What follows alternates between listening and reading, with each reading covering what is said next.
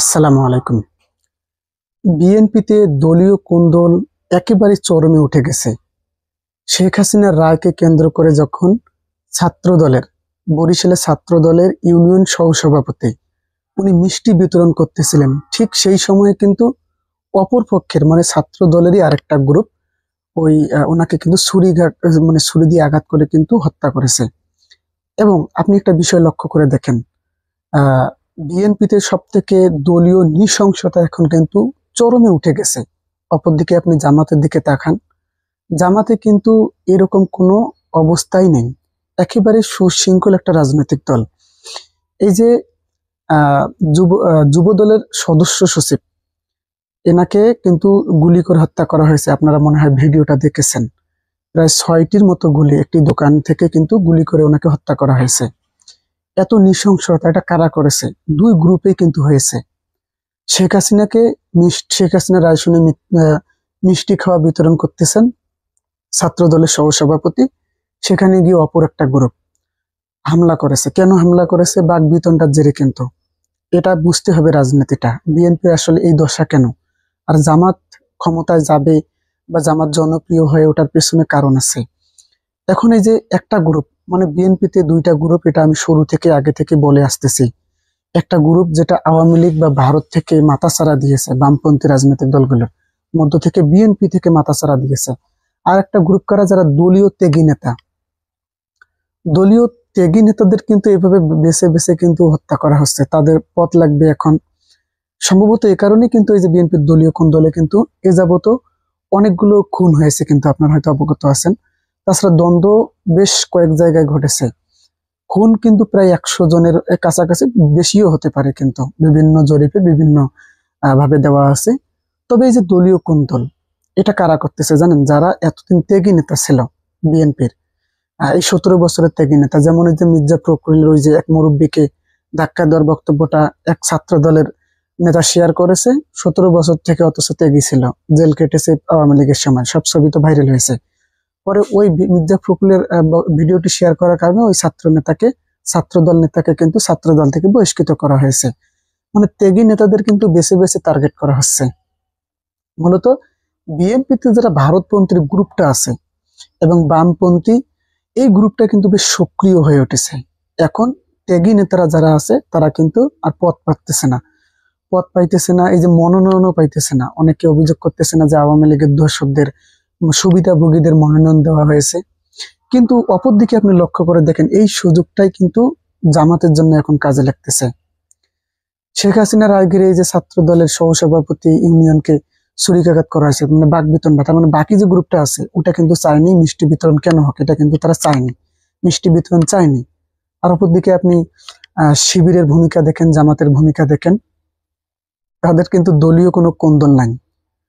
তারা কিন্তু এই যে মিষ্টি বিতরণ করেছে, অনেক জায়গায় শুকরানা সেজদাও কিন্তু দিয়েছে, কিন্তু এতে কি কোনো শিবিরের আর একটা গ্রুপ কি এসে বাধা দিয়েছে? না, দেয় নাই তো। তাহলে এখানে জামাত এবং শিবিরের জনপ্রিয়তা এবং আগামী দিনে যে ক্ষমতায় যাওয়া, এটা কিন্তু এরকম একটা পজিশন হয়ে দাঁড়িয়েছে। বিএনপির রাজনীতি নৃশংসতায় কিন্তু ভরে গেছে। বিএনপির যে সাধারণ ভোটাররা আছে তারাও কিন্তু এখন বিএনপিকে ভোট দিতে ভয় পাবে, কারণ তাদের মনোনীত প্রত্যাশী প্রার্থী যারা আছে, দেখা যাচ্ছে যে তারা আওয়ামী লীগের দোসর অথবা ভারতীয় দোসর অথবা অন্যান্য জাতীয় পার্টি থেকেও কিন্তু অনেকে বিএনপিতে এসে প্রবেশ করেছে।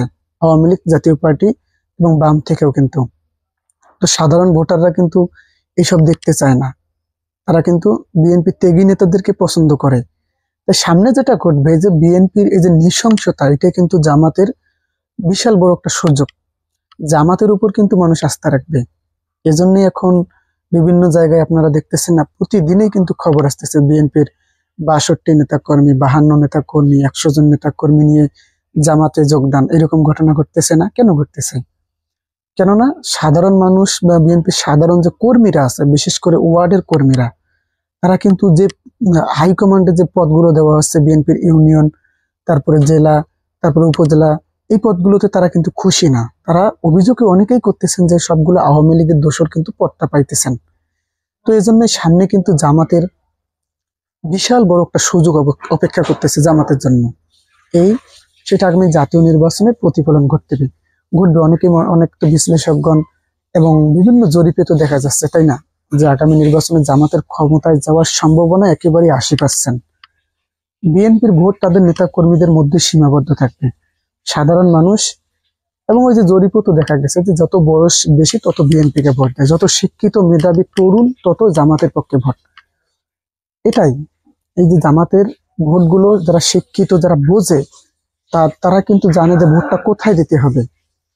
এই যে বিএনপির এরকম দলীয় কোন্দল, বিএনপির ত্যাগী নেতাদেরকে এভাবে প্রকাশ্যে হত্যা করা হচ্ছে, পদ থেকে বঞ্চিত করা হচ্ছে, মনোনয়ন থেকে বঞ্চিত করা হচ্ছে, তখন ওরা দেখতেছে কি না, এখন আমাদের বিএনপির এখন আর প্রয়োজন নেই, যখন তারা বিপদে পড়ে তখনই প্রয়োজন।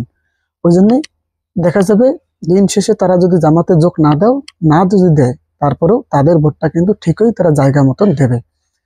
জামাতের যারা ভোটার, জামাতকে যারা ভোট দেবে, তারা কিন্তু বলে বলে বেড়ায় না, বিভিন্ন হাটে বাজারে এগুলো কিন্তু বলে বলে বেড়ায় না, কিন্তু বিএনপির যারা ভোটার, যারা বিএনপিকে ভোট দেবে নেতা কর্মীরা, ওরা কিন্তু গর্ব করে বলে।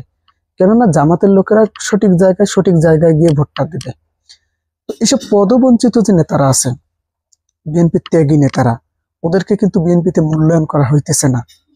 আর জামাতে দেখেন আপনি, জামাত একটা সুসংগঠিত রাজনৈতিক দল, সেখানে পদ নিয়ে কোনো মারামারি নেই, শিবিরের পদ নিয়ে কোনো মারামারি নেই। ওখানে দায়িত্ব নেওয়া মানে আহ নিজেকে আহ অপরাধী বা নিজেকে সবসময় অপরাধী হিসেবে ভাবা, কেননা কখন যেন আমি এই দায়িত্ব পেয়ে দায়িত্বের কাজে অবহেলা করে, এরকমই কিন্তু একটা পজিশন থেকে কিন্তু জামাত শিবির সুসংগঠিত একটা রাজনৈতিক দল। এই জন্যই কিন্তু মির্জা ফখরুল বলেন না কেন, এই যে রুমিন ফারহানা বলেন না কেন, ওরা যতই জামাতের সমালোচনা করুক, এই জায়গায় কিন্তু জামাতের প্রশংসা করতে তারা বাধ্য।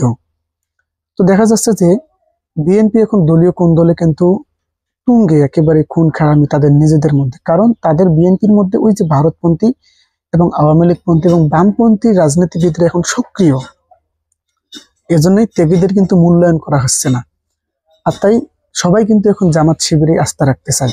সামনে নির্বাচন কিন্তু জামাত শিবির ক্ষমতায় আসবে, এটারই ইঙ্গিত দিচ্ছে। তো দর্শক, আসলে আপনি কাকে ভোট দেবেন, বিএনপি কে না জামাতকে না এনসিপি কে? অবশ্যই আপনাদের পছন্দের দলের কাকে ভোট দেবেন সেটা কমেন্ট করে জানাবেন। ধন্যবাদ। আসসালামু আলাইকুম।